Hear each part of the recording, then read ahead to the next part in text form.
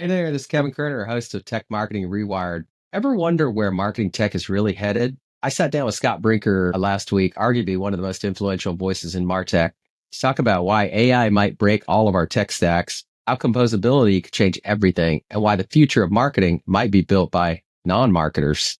At one point, Scott said, we're not just changing tools, we're changing how marketers think about what's possible. If you're interested in the future of MarTech from Scott's perspective, and really who isn't, this is really a must watch. So I hope you find it useful. Let's dive in. This is Tech Marketing Rewired.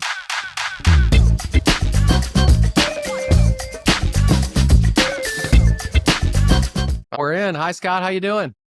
Hi, great to be here with you. Yeah, I'm so excited to have you. I know we're going to talk a lot about composability and the MarTech stack and all the geeky questions that I have in my mind to get into that I know we'll both like. I know you really well, but I wonder if you do just a quick introduction. How did you get to where you are today and what are you doing today? Sure. So the short version is, I started out life as an engineer and then sort of as a software entrepreneur. Got very fascinated with marketing because it turns out if you build it, they don't necessarily come. And then actually ended up being more in the direction of an entrepreneur, building originally a web services agency that was bringing technology to marketing departments. And that's where I got really fascinated by this collision between the world of marketing and the world of IT and software that, back a couple decades, if you'd gone to your high school guidance counselor, they would have put these professions on opposite ends of the spectrum. Oh, yeah. And obviously in the world we live in today, that just becomes so deeply entangled. And so over the years, I, built software companies, MarTech companies myself. After I sold the last one I built, I actually joined a company called HubSpot to help build their ecosystem of technology partners because got very committed to the vision of how do you get all these different tools to integrate better together. And then in parallel to that, for now about 17 years, I've been writing a blog and doing other sort of speaking and writing around just this concept of marketing technology, some of which is the technology. But frankly, actually, some of the more interesting topics to me are the people and the organization and the process. And how do you run a modern marketing team with technology so deeply entangled? I didn't know you had that background. That's really wild. And we're a HubSpot customer, and we also work in HubSpot, so I love it. I like it, and it is very integrated. We're going to talk a little bit about the integration of some of this tech and how integrated it's getting, how the ease of integration, and the HubSpot does a great job at that. I love. It's not a plug. It's like literally, I love the how easy it gets. You've been doing this for a long time. What do you think the most fundamental shift is in the MarTech landscape that's happening right now? Maybe the last 12 months. And I know there's of course AI's in that, but I'd love to hear from your perspective. You could just crystallize like what's the biggest shift right now? Well, I'll answer that two ways. One is let's for a moment take AI off the table because the answer is, of course, AI. But if we weren't talking about AI, if AI wasn't sucking all the oxygen out of the room, I think the most interesting thing we'd be talking about in MarTech is this shift towards true universal data layers inside a lot of companies. Again, going back a few years in MarTech, every MarTech application had its own database. And the whole focus on integration was, throwing pieces of data from one database to another. This is what we saw the rise of things like CDPs, to help facilitate. But over the past 5 years, there's been this real shift in adoption around cloud data warehouses, lake houses, lakes, take your pick, that really almost every application asymptotically is now starting to send data down into that universal data layer and is increasingly able to pull data out of that universal data layer.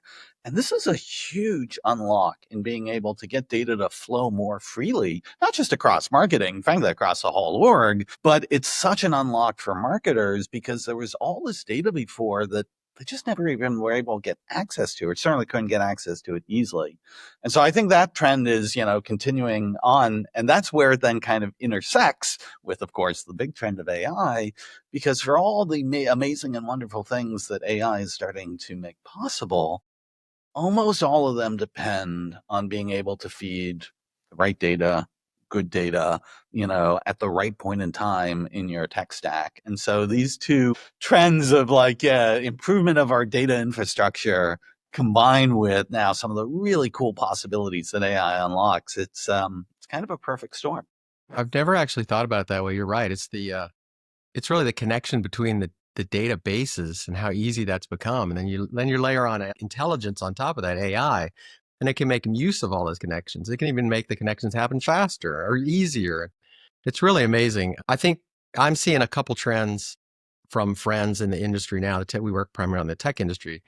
It's either more companies consolidating around a few big platforms, and those platforms have certainly the connectors built in. And then there's the other, probably, and I have a unique perspective because I work with big companies. We are a company, my own company. There's this decoupling that's happening of a lot of the big software where I'm finding these little applications that do little things, but very valuable things. They might or might not plug into another ecosystem. And I tend to find two camps. We're going to consolidate, got to find a way to get rid of all these little things and get a big thing. Or it's like, wow, look at all this cool stuff I can plug together. What do you think's driving those competing forces? And I'm just curious of your thoughts around those two dimensions. Yeah, no, it's a great question, and a question I think is on everybody's mind. And there's not, I mean, one of the things I like about it is there's not necessarily a right answer universally. It really, it depends. Like, what are you trying to get out of? I mean, the reason people generally look to do consolidation is for a combination of like, listen, we want this to be simpler to use. We find like, okay, there's too many different interfaces, too many different things people are trying to learn. So if we can simplify the number of things that people have to learn, great, that they'll get more value out of that, they'll utilize it. There's certainly this integration question of like, hey, listen, it's one thing to, in theory, have a lot of highly specialized best in breed tools, but if they don't work well together, you're not really able to unlock the full value of that. And then there's, even just sort of the procurement level of like, okay, how many vendors do you manage? Who do you price negotiate with? Although you have to be a little bit careful there because, consolidation, particularly on the price side, that cuts both ways. Yes, you can certainly look at how you save money by consolidating, to a smaller number of vendors. But there's a flip side of this is if you become just far too dependent on any one vendor, yeah, the price leverage actually shifts to the other direction. And so I actually think it's in a lot of marketers' best interest, a lot of IT organizations' best interest to make sure the way they design their tech stack is that they're always maintaining some optionality. So that you always have that leverage, whether it's because you want to be able to adopt something new that you weren't able to anticipate, or when it comes time to have a vendor negotiation, you're like, just so you know, we have options. So make sure you're giving us the good deal. Anyways, but so that's sort of like where, I think people think of for consolidation. As far as more of the best of the breed, it's just the fact that there's so many things emerging so quickly, so many new capabilities. We're still seeing like new channels and new tactics in marketing. And there's just too many things changing for any one vendor to be able to keep up with all of that. And so different marketers for like different things they're wanting to do, it can be highly advantageous for them to pick a particular point solution that lets them experiment with something, maybe like accelerate something in a way that their competitors aren't doing. And this is a balance. You want to not have like the Wild West of just a million undisconnected tools. But I think if you have the phrase I like is a rationalized tech stack where you have, generally like these core platforms, but they're open ecosystem. And then you have the ability to bring in these specialist tools when they're useful to you. Yeah. You can kind of have the best of both worlds. Yeah, I totally agree. The other thing is changing real fast. I mentioned I had Jacob Bank from Relay on, talked to him earlier this week. And I asked him about agents and the improvement in the agent function and what's happened over the last, let's say 12 months. And he says he can, because of course he's writing a bunch of prompts every day inside his agents, and he can see almost on a week by week basis, the model's getting better. Like what is returned from the AI is actually improving on a week to week basis. I don't want to say day by day, but it's just incredible. So you think about all those platforms, connected ecosystem, they have their own AI sometime inside them, and then you have this idea of agents that are either in the platform or intermediary in between the platforms. And I think it's fascinating that all of those things are evolving at the same time. They're all beginning to evolve all together. So it's a really incredible environment. Yeah, well, I mean, this is exactly why you have to lean into open ecosystems. People ask me like, okay, what are a couple things that, they should ask vendors? And my top two questions are always like, okay, for the data, Can I get any of the data I want into it? And can I get any of the data I want out of it? Because we live in a world here where it's just not rational anymore to say like a vendor can black box and hold your data hostage. You have to be able to have access to it. And then the next layer up is, from an integration perspective, how much of the capability is accessible via APIs? Because it's exactly to this thing of what you're saying here with these AI agents are like the perfect example. Listen, I may want to use an AI agent that's built into that tool. And if that does what I need, fantastic. But I might also want to use a third-party independent agent that does something different. Heck, we're probably not far away from more and more people just wanting to build their own agents, really Yes. hyper-tailored to their business. And if your tech stack doesn't give you the ability to give you access to the data or API services to empower what those agents can do, yeah, you start to feel like you're really boxed in. And Yeah. in a world Yeah. where things are changing week by week, the last thing you want is to be boxed in. Yeah. It's never been like this before. It's crazy. It brings up the point in my mind is like, do you see that all these tech companies are going to have to give access, universal access or better access inside the platform?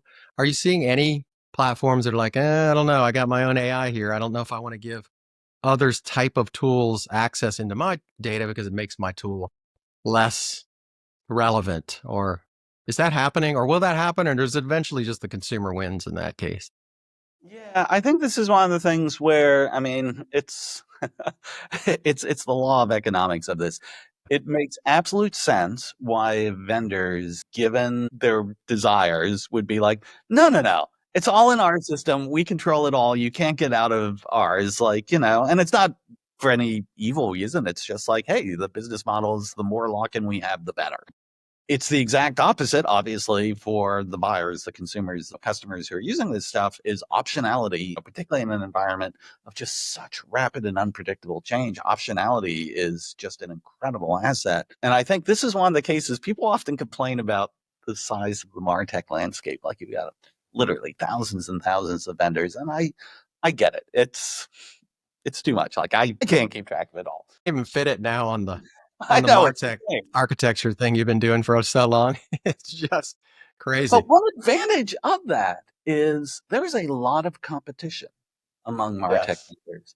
And Yeah. that is actually a good thing for the buyers of this because, what it basically comes down to is even though the major, well, not even just the major MarTech platforms, if they could, they would do a lot more lock-in. But in an environment where there's so much competition and the buyers are demanding the ability to have optionality and integration, it's just not an option because if you're not if you're not going to open up your platform, the buyer's going to choose a competitor.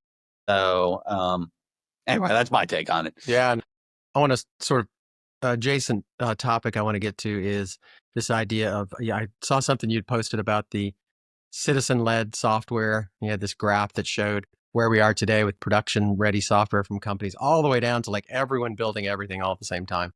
That was a super cool idea. We use Glide a bunch, which is the no I love code. it. Glide is Yeah. awesome. We use it we built a whole company dashboard really for customers and for us all in Glide. And literally what it would have taken in React or Angular or something 5 years ago, it would have taken hundreds of thousands of dollars. And it took, we had a prototype up in, maybe a couple weeks for a few $100. It's just amazing. So, and it's, it's got all the APIs and so it's great stuff. I wonder if you could talk a bit about that graph, that transition you see coming and why you see it's coming all the way down to the citizen led. I think that's a really cool idea. Yeah, and it actually even I think goes further than the citizen led because for a while we talked about citizen developers where it's okay, it's a power user, an ops person, a business, sort of tech minded, but they're a business person, and that they could develop using no code tools, their own little apps or automations or whatnot. And that's what, Gartner, I think, was the one who coined the phrase, oh, that's citizen development. What's really wild now is with some of these AI products, like just take ChatGPT, because this is a real example I'd used the other week. You can go in as just a marketer and say, "Hey, ChatGPT, could you go to the stock market data and I want to look at tech companies versus non-tech companies for the past 20 years and put together a chart for me." You just type that in a natural language, it churns around for a bit and comes back, and you've got a beautiful graph that shows you exactly that. Now, if you actually click on the little details thing of how ChatGPT did that, it opens up, it turns out it wrote a Python program at your request, pulled that data together, and then you called a charting library to, render it. And so what's wild about this is people making these requests, these AI assistants and agents, they're writing software without even being aware that they're writing software. And that's sort of why, and when I think about that long tail, I think okay, at that point in time, I mean, you can't even measure it. It's, we're not talking about millions of apps. We're talking billions, trillions of apps. And at some level, yeah, it just even stops being a thing to think about these things as apps. It's more of like, oh yeah, just doing my bidding on demand. And it's kind of wild. But that being said, I will say, I don't think this is the end of commercial software, because let's face it, when you look at a lot of these major platforms and what they do, there's a lot there. It's not just database with a little bit of UI. I mean, the amount of sort of business logic and rules and the way in which these things have been carefully constructed that allow you to have stable foundations to your tech stack. That's not something that everybody wants to be creating from scratch. There's not enough comparative advantage in doing that, So I think the world we're moving into is one where, yeah, the tech stack is still going to have these major products and platforms at the center, but if they're all open and they all give you that ability to tap into their power through APIs or open data exchange, then you can imagine using more and more of these AI tools to be able to build much more custom workflows or employee experiences or customer experiences on top of that. And I think this is something where, I mean, every business wants to run things their own way. It's just, hey, if you didn't have an army of software developers, a whole budget, you kind of had to say well, we'll just take the software from the vendor as is, and It's we will easier that way. adapt to the software rather than the software adapting to you. And this is what excites me about some of this AI is I think it's going to empower a lot more businesses to say okay, great. We've got your software as the starting point. But now we're going to manipulate how we actually work with it, to really tailor to our vision of how our business should operate or our vision of how we should deliver a customer experience. Yeah, you think it becomes a world of micro apps, just apps everywhere doing all kinds of crazy stuff. As far as the eye can see, yes. I did a little test the other day using Claude, and I was trying to get some ideas for an engagement dashboard, and it built this really cool dashboard. It wasn't really usable, but I watched it write the Python as it was doing it. It was just, and it had errors in it, but it's just amazing that you can do that now. Play that out another year, couple of years, it's just incredible. I wish I don't know about you, but I wish the big platforms, Perplexity, Claude, ChatGPT, made it easier for you to use their apps inside of other things. You can, but as a layman, let's say you're just a business person and you wanted to dig into, Google, your Google stack or something else. One of them just came out with, is it MCP or some universal? Anthropic. Yeah, that's right. Yeah. So I don't know much about that, but it sounded like the days of email when we had separate email platforms, CC Mail and Pegasus Mail and all the other mails. Lotus 1, 2, 3, whatever that was. Lotus Mail or whatever that thing was. No, Scott was on Lotus and I was on CC Mail. I couldn't get you an email. It's terrible user experience. But I wonder if more of that's going to happen with the big players. Yeah, well, I think that is definitely Anthropic's vision of that MCP, the Model Context Protocol, is could there just be a standard of how these things interface, whether it's to other databases or other services? And kind of everyone's been like, yeah, that's a really good idea. And so you're actually seeing pretty rapid adoption of MCP. And again, all this stuff is early, but one of the funny things about this is because sometimes people still accurately say hey, how much of this is hype? And to be sure, there's absolutely a lot of hype. I mean, the Gartner hype curve is alive and well. But here's the difference, is it used to be years ago, the hype would have a certain trajectory, and then over time, the reality would catch up, but the distance between the two was usually measured in years. And as you were saying earlier here, now it's at a place yeah, the hype definitely gets ahead of the reality, but the time it takes for the reality to close that gap it's not years anymore. It's months. In some cases, it's like weeks. And so I, I both on one hand can continue to maintain a skeptical mindset of the hype when I first hear it, but I am very reluctant to say like, yeah, that's not going to be possible in the next year, because 2 months later, it very well may be. I keep getting slapped down every time I say, no, that's not going to happen. Then I see it happen. And then I say, no, that couldn't possibly happen. Boom. It happens. It's unbelievable.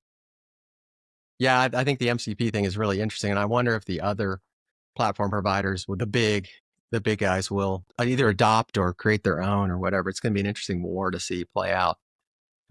On another topic of sort of this consolidation, you introduced this idea of system of context. I think it was system of context, right? Yeah. And I was really amazed by that. You have people have to look at it, or maybe I can link to it.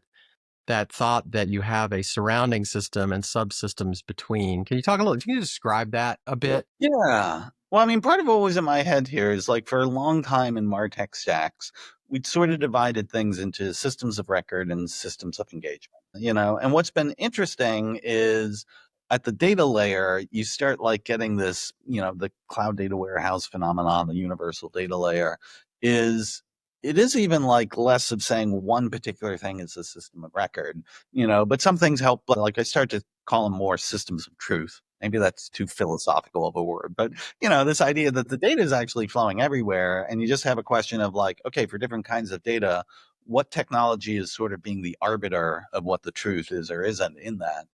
But then on the engagement level too, I mean, that term came around in the days when people were thinking like, yeah, well, we'll have, maybe a marketing automation system, maybe a, web, DXP platform, and so you could sort of count on one hand what you said were the systems of engagement. But now with all this long tail or hyper tail of, agents and, custom software and all this, boy, you're getting to this place where like different software is truly being adapted much more to the specific context in which a particular employee is working or which a particular customer is having an engagement. And so that's where I started to suggest like maybe we shouldn't be thinking about systems of engagement so much as like, yeah, systems of context, and they're exploding everywhere. But that being said, we were talking earlier, I don't believe that everything is just going to be completely custom, for every single business. I think it's going to be this interplay that in this world of what our systems of context are built on is you will have a set of core platforms that actually provide really valuable functions for, like your core, CRM management, your, core digital asset management, things like, again, you don't want to like reinvent all this, from scratch. On that, yeah, you'll have all these more and more tailored experiences for employees and customers. And each one becomes like, oh, what's the context for that particular person at that particular time? That's such a cool thought. And in between all those systems of context is something. They'll either talk together or there'll be something in between that will help them talk together.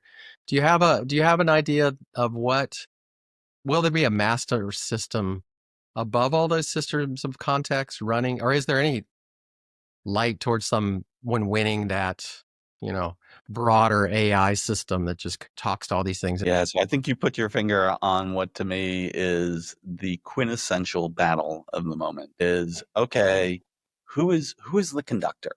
We've got all these things that are operating inside our environment. Who is the conductor? And right now, there is not a singular conductor. You have multiple systems that are conducting different parts of this. And if I'm being honest, I think that's likely to be the case for a while because, it's just there are just too many systems that bring too many different facets of like, oh, this one's orchestrating this piece of our world. Oh, this one's orchestrating this other piece. I do think things like MCP, if we start to see more standards about how to integrate these things, and there is an emerging category of software that's almost being designed from the ground up to be orchestration, platforms in this environment. But I think it's just way too early to predict that there's a winner. And what's wild is, well, I think we would all want there to be a winner. Like if you could just magically say, yes, I would like one system that is the total orchestrator and conductor for this. I'm not sure if that's actually going to emerge anytime soon. And it's almost like, these sort of, what is that, like the Nash equilibrium game theory is, yeah, it's not necessarily a winner takes all. It's some interplay between, yeah, multiple conductors that Yeah, businesses will have to, sort of manage, which one they're turning to in which particular context. But I don't know. It's You start trying to predict how this is going to look a few years from now, and it's just That's hard. right. It's changing so much. I honestly That's don't right. know. We will have to play this back in a year and see. We got all this back in a year if we're even able to do this in a year. Okay, so I have a really good friend who's a CMO who I talked to late last week, and they were trying to make sense of all this. What do you do if you're a business leader that is trying to understand the tools that they have and how they can benefit from some of these newer technologies, let alone try to figure out, do you have the right stuff? Like how do you react to this stuff if you're let's say a marketing leader and you're looking at your stack going, do you have the right stuff here? Yeah, it's a great question. Probably not a 30-second answer to that. I will say a few things. Like one is there are these products out there called SaaS management platforms that you plug them into your SAC, and basically they're through a combination of like single sign-ons or like your finance system. They actually will map all of the different subscriptions and all the different SaaS things you have, and like give you an ability to sort of like both view that and manage that collectively, which every time I've seen people plug this in, it's awesome. Like, yeah, you'll ask people like, hey, how many things do you have in your SAC? And they'll be like, I don't know, maybe 10, 20. They'll plug in one of these SaaS management platforms that comes back with like 300. Yeah. Like, wait, God. And It's then like you my start checking looking at the account. list. It's like my checking account. I go, oh God, what am I? Or my Apple subscriptions. I'm like, what? Which kid bought No, and this? it's bizarre. Like when you actually start to look at all the things we subscribe to, there's like things we don't even really think of as SaaS, but they kind of are. Like how many of your employees are using Coursera for training? I mean, at the end of the day, it's an LMS SaaS app. Anyway, so that's one place to start is actually make sure you're getting a complete view of what's in your stack today. I think the other thing is, so there's maybe two things here. One is sort of the balance between an investment in what you currently have and what you're doing versus how much time and resourcing should you be allocating to experimenting and learning on the frontier. And this is one of these things where I'd say it's the 80-20 rule, where for you it might be 90-10 or whatnot, might be 70-30. It's probably not 50-50, where, right, I mean, still the vast majority of the time really needs to go into the current operations. I mean, marketing's a really complex machine right now, and marketers just don't have the luxury of setting all that aside and like, hey, let's envision an entirely different tech stack and operating system. You have to be adjusting the plane a bit while it's in the air.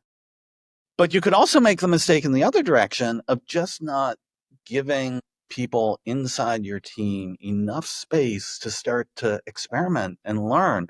Even if you're going to sandbox some of these things, in fact, you should sandbox some of these things and make sure you have guardrails.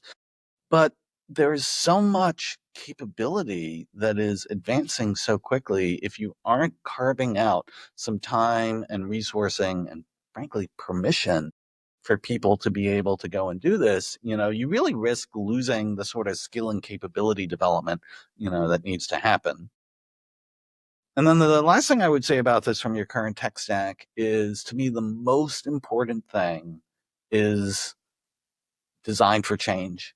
We were chatting earlier about this too. It's like if you aren't leaning into the insistence of open platforms, and anytime you're evaluating a vendor or something to change in your tech stack, that the openness at both a data layer and an API layer, if they aren't like near the top of your list, yes, price matters. Yes, the functionality of what you have. I mean, there's a bunch of things that matter, but boy, the sort of openness, at the data and API level, it's got to be there in that first class citizen set of things you're looking for, because that is what gives you that optionality. Then as these new things start to emerge and new capabilities emerge, your ability to plug them in and take advantage of them like increases by an order of magnitude. Yeah, totally agree. Besides something really I thought was great is the sandbox approach, democratization to some degree of your team and giving them the ability to go test. Because if you're a CMO looking at this stuff, your head would explode because you can't, it's just hard to take it all in. But if you distribute some of that creativity and experimentation to your team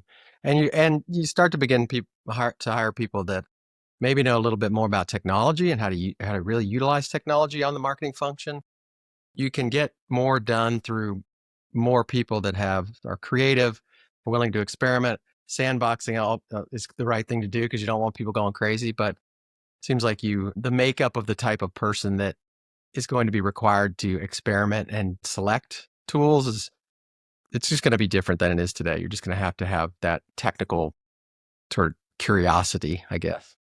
I think you're right that it's the curiosity almost that's the key thing. Like up until very recently, the technical skill required was important too. Like if you didn't really sort of understand programming, if you were presented with a piece of JavaScript, would you freak out? It was important just because that was the way in which you would experiment and pull these things together. But now with these tools, again, like things like the code itself, they really are very quickly fading into the background. But the difference is is someone still willing to have the curiosity of, hey, can I get this to do this thing here? And can I play, oh, what if I took this other thing over here and connected it? And that's a new skill. We've just never even had these capabilities. You had to write that before, right? When they went to college of oh yeah, this is how you'll be running marketing, so it is a mindset, I think, as much as anything else. Okay. So I want to do something here real quick before I let you go. I'm calling this, this is only the second time I've done it. So I have not tested it, but one other time. This is going to be called AI roulette. So we're live here. So what I did was I loaded up a prompt into Perplexity. I told it I have you on the podcast today. We're talking a bit about composability in the MarTech stack. I wanted to ask a provocative and unexpected question. And I loaded in your latest posts, your LinkedIn profile with all your recent posts, and the email that we had gone back and forth on. So I'm going to hit send here and see what happens. Drum roll. Okay, here we go. 2 seconds. Didn't take very long. Okay, here we go. That's good or bad. I'm going to read it live on preview. Given the rise of generative AI and its potential to flood MarTech with low quality automated content, do you think composability could inadvertently accelerate the junkification of marketing? And if so, how can we balance innovation with quality control in this new era? What a great question, actually. Kudos, Perplexity. So actually, I'm 100% with it. In fact, I wrote a post, now probably a couple of years ago, where I was talking about the second order effects of some of this AI. And content generation is a perfect example. It's there's this trigger. We can now use these tools to generate content. What's the first order effect? Well, the first order effect is there's going to be a hell of a lot more content. I mean, anyone can make content super easy. And now we're getting to a point where it can happen on autopilot. Okay, well, what is the second order effect of that? That sort of content is basically worthless. It's because the actual attention of your audience and the ability to win on a differentiation component or to build a reputation, you're just not going to do it through that channel. And so I think this is something where you just have to look at an entirely different way, to engage with your audience. Now, what's interesting is, well, on one hand, you're thinking of content marketers being unleashed with, tools, these thermonuclear, content generation tools that, just flood everything. On the other side of the equation, one of the hottest things out there in marketing right now, or just sort of in the, webosphere in general, is the world of influencers and creators. Is these voices that are unique voices that stand out, they engage audiences. I was talking to someone the other day who was telling me the problem is people only have, the attention of goldfish, so how do you do marketing in that? And I'm like, well, okay, here's the counter to that. When you have, shows I don't know, Joe Rogan's podcast that I think goes on for hours at a time, well, he has a huge audience of people who seem more than willing to give him multiple hours of his attention, and you see this throughout a variety of these different creators. And I think if I am a marketer trying to think about okay, how do I stand out in a world of theoretically infinite content? It's got to be this thing around the personality, the differentiation, leaning into this sort of creator ethos, whether it's actually collaborating with creators, which is certainly one option, or even if you're going to do some of this internally, to think okay, maybe it's just instead of having this faceless, voiceless, content we churn out, who are some of the voices inside our company that could be really engaging personalities? And do we actually use them more as a mechanism to create an audience and engage with people in a way that they're not going to get from the generic content? I don't know. There's probably a dozen other different strategies you can think through, but I think it's a great question everyone should be asking. Yeah, we'll credit Perplexity with the best question in this entire podcast. I don't know about that. I think you've got some it is, though. there, but I think the answer is dead on. I mean, I think if there's going to be a rise in product-led more product-led personality marketing, really, like, hey, I've created this thing. Look how cool it is. Let me show you how to use it. Here's my opinion around the space. I have this. I see it working in other with both people I follow. I follow them because they're interesting and it's great, and I'm geeking out about the stuff. I follow that a lot more than I would going to a website or to having someone send me a white paper or whatever. I have this theory, Scott, about I was here before the internet started, and actually before email started now. And now we got AI, and I think that AI could end the internet because there'll be so much stuff out there. It's now we can't use email, we can't use LinkedIn, we can't use any of the other things. We're just going to be able to meet face to face like this. Like that will be the world. So I will have seen the rise of the internet all the way down to just personal meetings like this. Although, now the thing that will is the spin on that is, boy, some of these AI avatars are getting so good. You get asking yourself, is this the real Scott Brinker? This is really Scott.